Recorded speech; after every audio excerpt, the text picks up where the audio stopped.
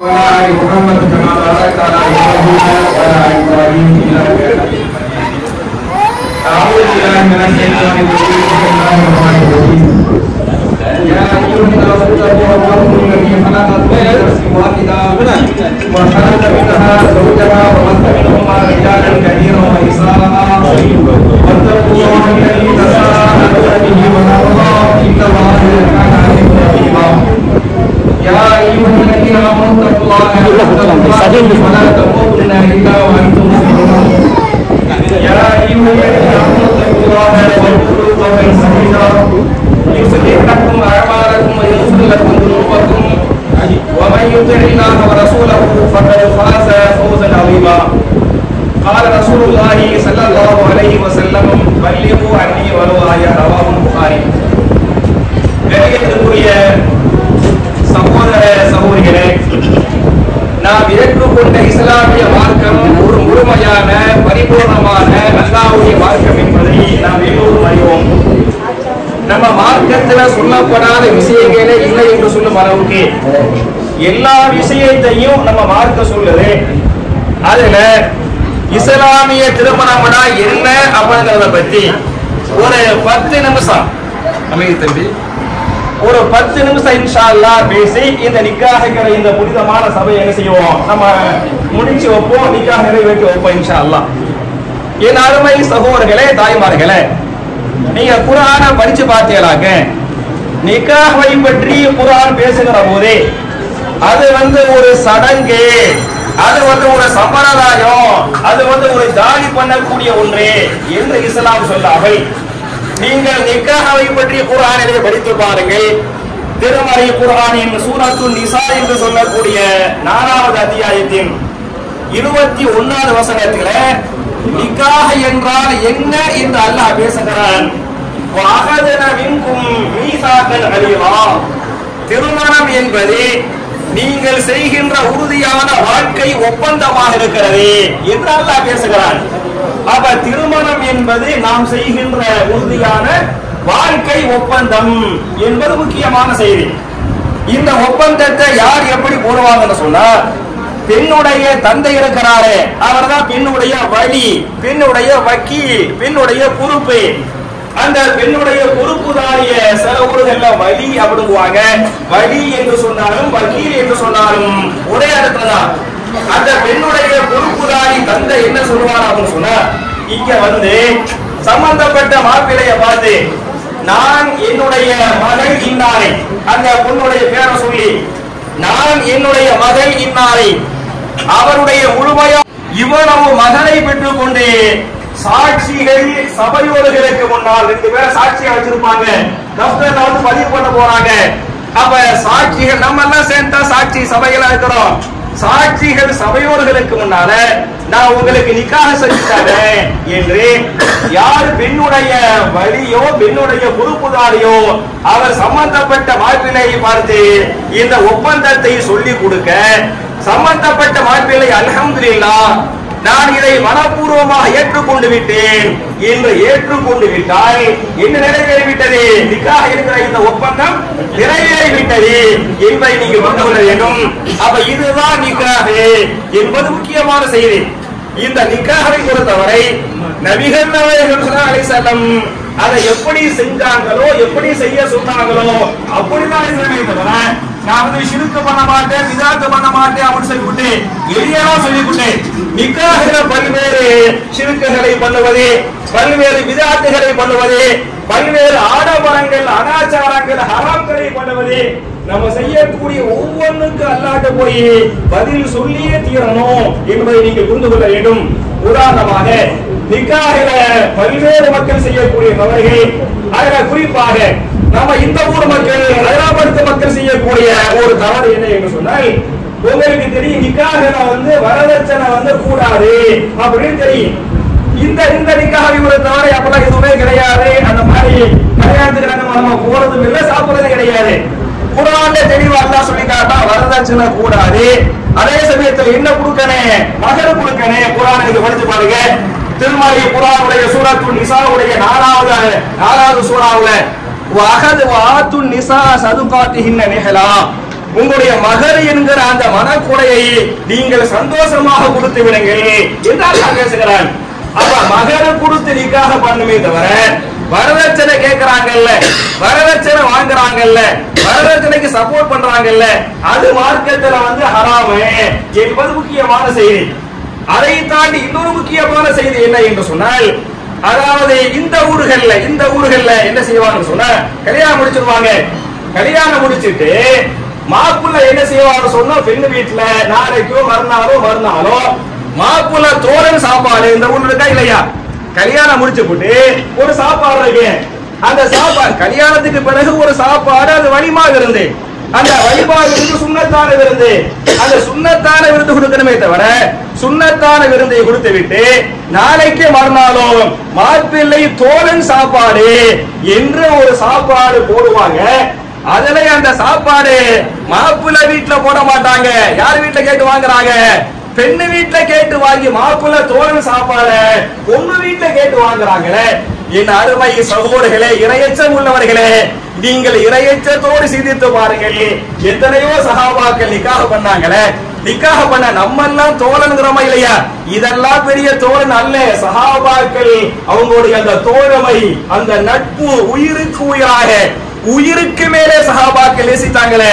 ஏதாவது ஒரு சஹாபி கல்யாணம் முடிச்சு போட்டு மாப்பிள்ளை தோழன் சாப்பாடு, நான் அபூபக்கர் சித்திக் ரலியல்லாஹு அன்ஹு, என் தோழன் உமர் ரலியல்லாஹு அன்ஹு, என் தோழன் உஸ்மான் ரலியல்லாஹு அன்ஹு சாப்பாடு போடுங்க அப்படின்னு கேட்டாங்களா?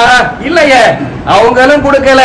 அதுலயும் ஒரு வேளை நீங்க தோழனுக்கு சாப்பாடு கொடுப்பதா இருந்தா நீங்க கூட்டிட்டு போய் உங்க அம்மா வீட்டுல வச்சு உங்க காசை வச்சு கொடுக்கணுமே தவிர பொண்ணு வீட்டுல கேட்கிறோமா இல்லையா, பொண்ணு வீட்டுல கேட்டு வாங்குகிறோமா இல்லையா? இது இன்டைரக்டான வரதட்சணையா இல்லையா என்பதை நீங்கள் யோசித்து பாருங்கள். எனவே இனிமே இந்த மாப்பிள்ளை தோழன் சாப்பாடு விரும்பினா உங்க காசுல நீங்க போடுங்க, சரியா? பொண்ணு வீட்டுல கேட்டு வாங்குறது இது வரதட்சணையோட இன்னொரு ஒரு அடையாளம் என்பதை புரிந்து கொள்ள வேண்டும். அதே மாதிரி பாத்தீங்களாக்க இந்த ஊருடைய குறிப்பாக அகராம்பட்டத்தினுடைய இன்னொரு கெட்ட கலாச்சாரம் என்ன என்று சொன்னால், கல்யாணம் முடிச்ச உடனே அந்த நாருசா கையில கொடுப்பாங்க. கேள்விப்படு இருக்கிறா இல்லையா? அந்த நாருசா அப்படின்னு சொல்லிட்டு அவங்களுக்கு என்னவோ அந்த நாருசா கையில கொடுப்பாங்க. நான் கேட்கிறேன், கல்யாணம் முடிச்ச பிறகு நாருசா கையில கொடுக்கிறது அது மார்க்கமா? இந்த நாருசாங்கிற இந்த பேர் இருக்கு பாத்தீங்களா, இந்த பேரே தப்புங்க. இந்த நாருசாவுடைய அடிப்படை என்பது ஷிர்க். நாருசா எங்க தருவாங்க? ஒரு காலத்துல நம்ம எல்லாம் தெரிந்தோ தெரியாமையோ தர்காவுக்கு போயிட்டு வந்திருப்பாங்களே இல்லையா, அந்த தர்காவுல தான் நாருசா கொடுப்பாங்க, மௌலிது ஓதுவாங்க, அதுலதான் நாருசா கொடுப்பாங்க. அப்ப நாருசா என்பது இன்னொரு மத கலாச்சாரம். அந்த கலாச்சாரத்தை பின்பற்றி நாம் என்ன செய்கிறோம் என்று சொன்னால், நம்ம நாருசா கொடுக்கிறோம் அப்படிங்கிறாம இஸ்லாம் எந்த அளவுக்கு சொல்லும் என்று சொன்னால், ஒரு பாவத்தை தடுத்து விட்டால் அந்த பாவத்தின் கடுகளவு கூட நீங்கள் செய்ய வேண்டாம். உதாரணமாக இஸ்லாம் மதுவை தடுக்கிறார். ஒரு காலத்துல சஹாபாக்கள் தலைக்கு முன்னால சஹாபாக்கள் குடிச்சுக்கிட்டு இருந்தாங்க. இதே மாதிரி அபூ தல்ஹா ரலியல்லாஹு அன்ஹு, அவங்க வீட்டுல அபூ தல்ஹா ரலியல்லாஹு அன்ஹு மற்ற சஹாபாக்கள் குடிச்சிட்டு போதையில தான் இருப்பாங்க. அப்ப வெளியே ஒரு சவுண்ட் வரும், ஏதோ ஒரு சஹாபி ஒரு அறிவிப்பை செய்வாரு. அதை அபூ தல்ஹா ரலியல்லாஹு அன்ஹு போதையில் அந்த அறிவிப்பை கேட்பாங்க. கேட்டு போட்டு மகன் அனஸ் பின் மாலிக் ரலியல்லாஹு அன்ஹு அனஸ்ட சொல்லுவாங்க, அனஸை என்னமோ வெளியே ஒரு அறிவிப்பு செய்யறாங்கப்பா, அந்த அறிவிப்பை என்னன்னு கேட்டுட்டு உள்ள சொல்லு அப்படிங்குவாங்க. அனஸ் பின் மாலிக் ரலியல்லாஹு அன்ஹு வெளியே போய் கேட்பாங்க. கேட்டா ஒரு ஆயத்து, ஒரு சஹாபி ஒரு ஆயத்தை ஓதிக்கிட்டே போவாரு. அது அன்றைக்கு இறங்கின அப்ப இறங்கின ஆயத்து. ரசூலுல்லாஹ் அந்த ஆயத்தை சொல்லி என்ன பண்ணாங்க, இதை திருத்துருவா என்ன செய்ய, இதை ஓதி மக்களுக்கு சொல்லு அப்படிங்குவாங்க.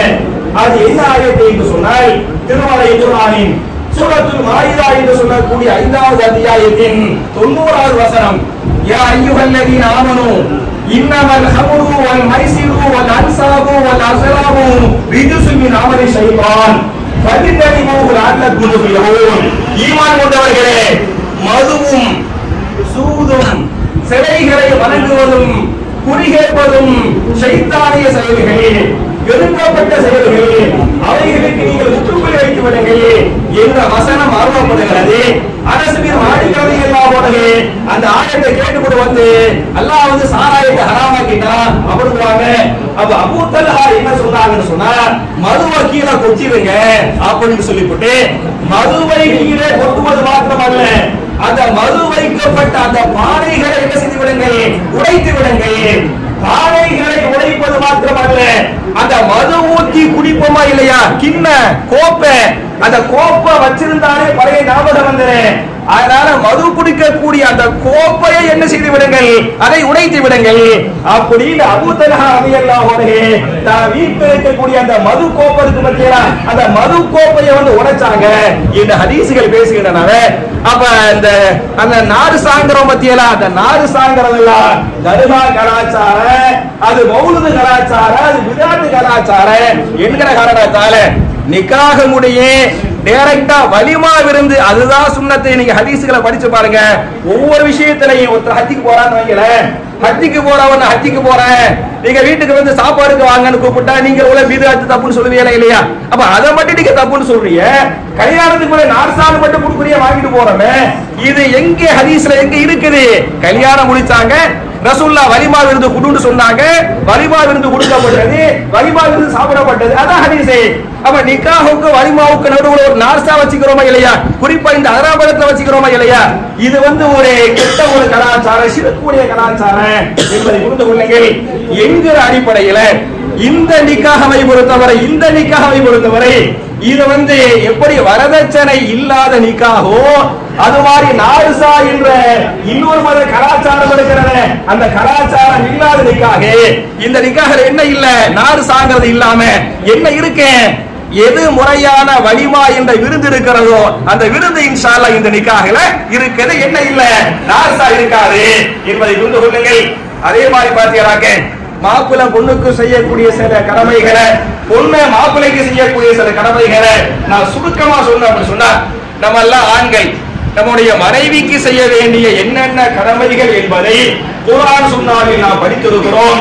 என்னென்னதை படித்திருக்கிறோமோ அதெல்லாம் மனைவிக்கு செய்யக்கூடிய கடமை. அவங்க மேல அன்பு காட்டணும், அவங்க மேல பாசம் காட்டணும், அவங்க கோபப்பட்ட நம்ம மன்னிச்சு விடணும், அவங்கள்ட்ட மென்மையா இருக்கணும். உதாரணமாக நபிகள் நாயகம் ஸல்லல்லாஹு அலைஹி வஸல்லம் அன்னை ஆயிஷா ரலியல்லாஹு அன்ஹா மேல அன்பு வச்சாங்களே, பாசம் வச்சாங்களே, அந்த பாசத்தை வெளிக்காட்டினாங்களே, கடமைகளை செஞ்சாங்களே, அது மாதிரி நம்மளும் செய்யணும் அப்படிங்கிறது நான் ஆண்களாகிய உங்களுக்கு நான் சொல்லிவிட்டு பெண்களுக்கு சொல்லக்கூடிய உபதேசம் என்ன என்று சொன்னால், என் அருமை தாய்மார்களே, சாலிஹான பெண்களை பற்றி திருமறை குர்ஆன்ல சூரத்துன் நிசாவுடைய 34வது வசனத்திலே அல்லாஹ் பேசுகிறான், ஃபஸாலிஹாத்து கானிதாத்துன் ஹாஃபிலாத்துன் லில் கைபி பிமா ஹபிலல்லாஹ்.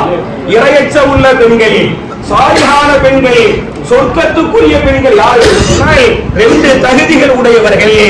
முதல் தகுதி என்ன என்று சொன்னால் கானிதாத்துன், அந்த பெண்கள் கணவனுக்கு கட்டுப்படுவார்கள்.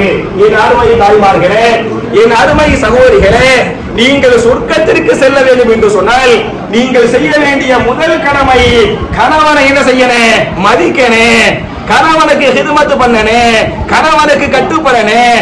கணவன் என்ன சொல்ல, நீ என்ன சொல்ல, நான் என்ன கேட்க என்று ஒரு மனைவி போய்விட்டால் அந்த மனைவி அந்த பெண் எங்க போக முடியாது, சொர்க்கத்துக்கு போக முடியாது என்பதை நீங்கள் புரிந்து கொண்டு நீங்கள் சொர்க்கத்திற்கு செல்ல வேண்டும் என்று சொன்னால் நீங்கள் கணவனுக்கு கட்டுப்படுங்கள் என்று நான் சொல்லவில்லை, அல்லாஹ் ரப்பல் ஆலமீன் திருமறை குர்ஆனிலே பேசுகிறான். ஒன்று. இரண்டாவது, ஹாஃபிலாத்துன், அவர்கள் தங்களுடைய கற்பை பாதுகாத்துக் கொள்ளட்டும் என்று பேசுகிறான். எந்த ஒரு பெண்மணி கற்பொழுக்கத்தோடு வாழ்ந்து கணவனுக்கு கட்டுப்படுறாங்களோ அவங்க யாரு, சொர்க்கத்துக்குரிய பெண்மணி என்று குர்ஆன் பேசுகிறது.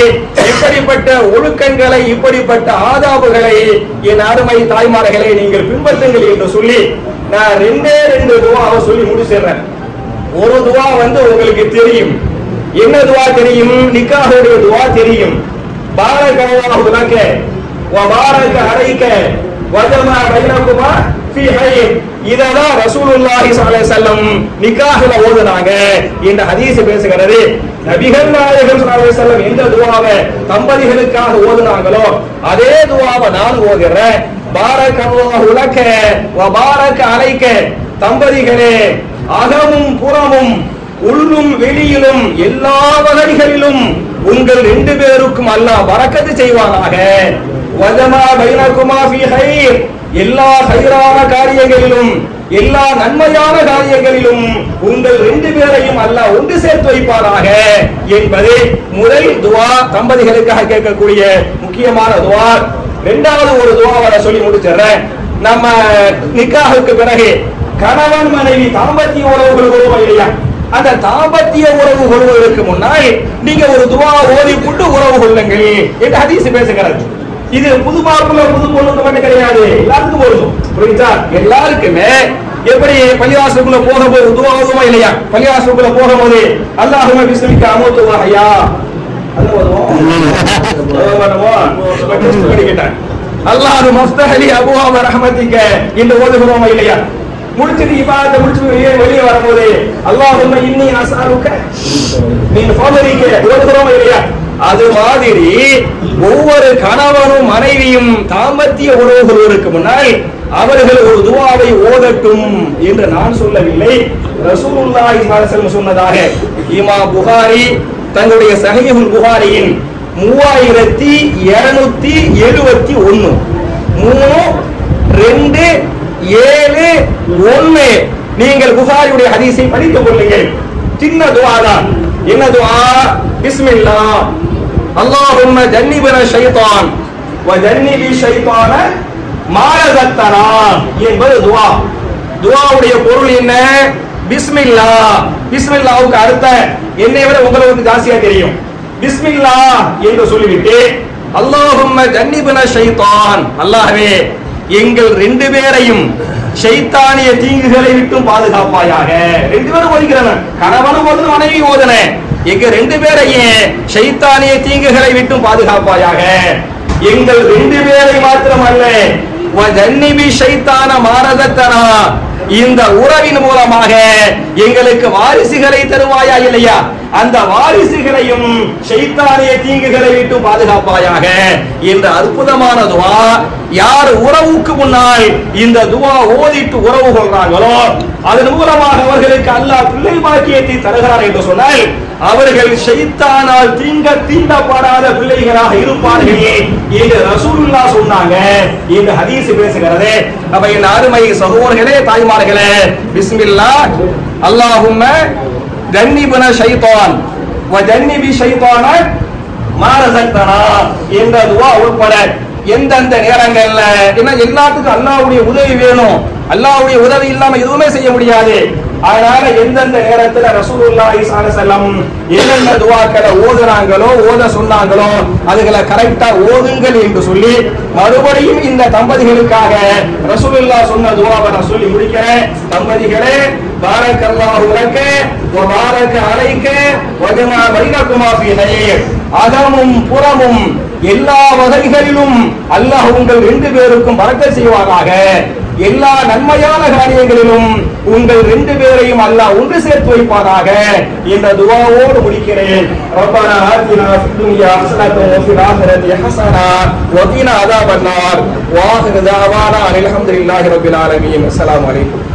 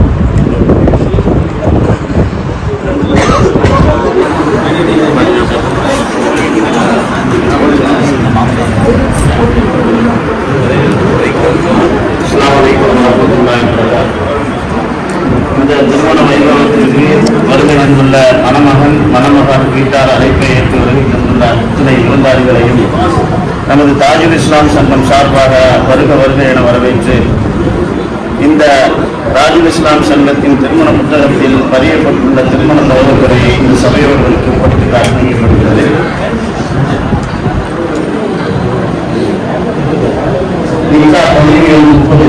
அல்லாஹ்வின் பெயரால் இன்னும் 1423 நவம்பர் மாதம் 27ஆம் தேதி திங்கட்கிழமை காலை 10:30 அளவில் நாடோடு நடைபெற்றது.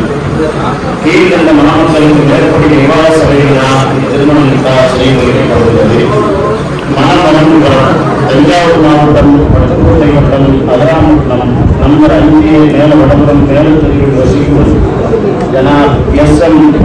ஜஹாங்கீர் அவர்களின் மகன் ஜே ஷக்கீர் அஹ்மத் 27-28 வயதுடையவருக்கு மணமகன் தஞ்சாவூர் மாவட்டம் பட்டுக்கோட்டை வட்டம் அதராமட்டம் நம்பர் 40 மேல வடபுறம் மேலத்தெருவில் வசிக்கும் ஜனாப் எம். முகமது மாலிக் அவர்களின் மகள் எம். நூருல் அதீஜா அவர்கள் 22 வயதுடையவர். மணமகள் ஒப்புக்கொண்டு மணமகனால் கொடுக்கப்பட்ட மகள் பவுன் 30 கிராம். மணமகளின் தந்தை பொறுப்பாளர் எம். முகமது மாலிக். நிக்கா திருமணம் நசுகளின் இமாமாக இருப்பவர் அலி அக்பர் உமரி அவர்கள். முதல் சாட்சியாக மணமகனின் தந்தை எஸ்.எம். ஜஹாங்கீர் அவர்களும், இரண்டாவது சாட்சியாக மணமகளின் பெரிய தந்தை எம். நபீருddin அவர்களும் இருக்க மேற்கண்ட உலகங்களின்படி சாட்சிகள் உறவினர்கள் மற்றும் நாமக்கல் சார்ந்த ஜமாத்தார்கள் முன்னிலையில் இஸ்லாமிய சரியத் சட்டத்திற்கு உட்பட்டு திருமணம் நடத்தி வைக்கப்படுகிறது. அஸ்ஸலாமு அலைக்கும்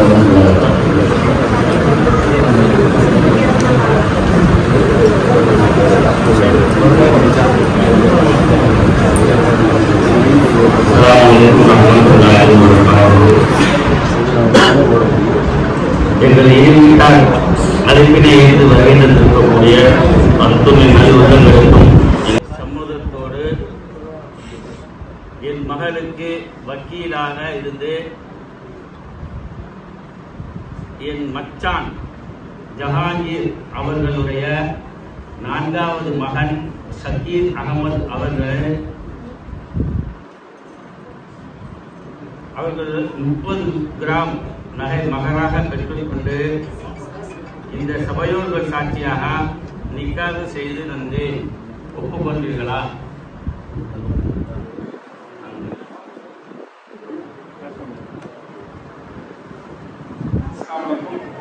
அல்ஹம்துலில்லாஹ். இதான் நிக்காஹ் இல்லையா? சம்பந்தப்பட்டவங்க பெண்ணுடைய தந்தை வழி நம்ம எல்லாம் சாட்சிகள், ஏதாவது சாட்சிகள்.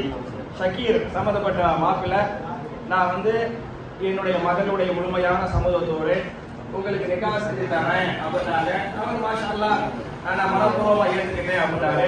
அல்ஹம்துலில்லாஹ் நிக்காஹ் நிறைவேறியது. அவங்களுக்கு நம்ம சொல்லக்கூடிய துவா உங்களுக்கு தெரியும். பாரக்கல்லாஹ் பரக்கத்து மிகப்பெரிய விஷயம். ஒவ்வொன்றையும் பரக்கத்து வேணும்.